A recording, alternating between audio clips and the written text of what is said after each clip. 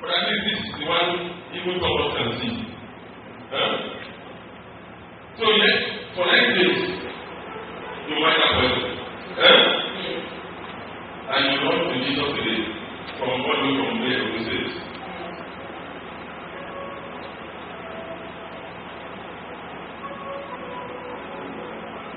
And the husband is a member of church. It's in the church. It's in the church. What is the husband and what is the name? Israel. Israel. For 2 months program. Israel come. 2 months program.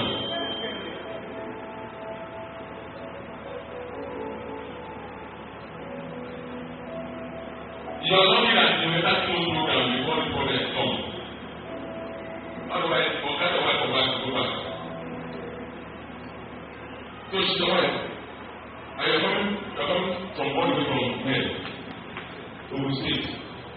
Every time you come from Ogun State. So for the time you ministry is the issue to do what's going on. Because they are all happening. We are so lucky that we have no program because I will ask to buy the wife back home. Hallelujah. Okay. Because you are Christian. Because you took that step of obedience. The coordinator told you, leave that and go to do most program. You help yourself, you went there. How long time you have been in that post? 3 weeks now. Okay. You're lucky. You're lucky. You go back to your wife now. Hallelujah. Come with Jesus Christ.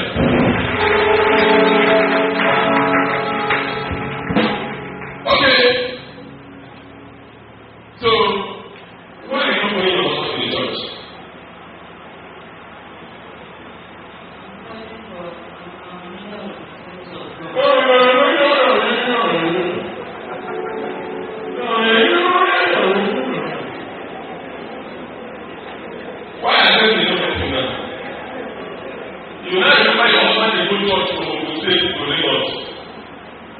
So you know the husband doesn't want his name.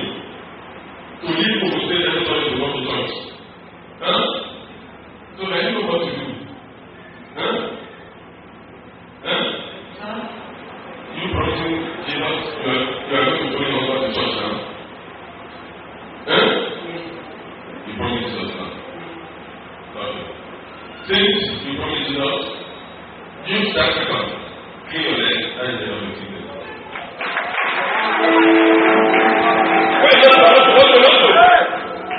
Open it. That's the right hand there. Use that rub.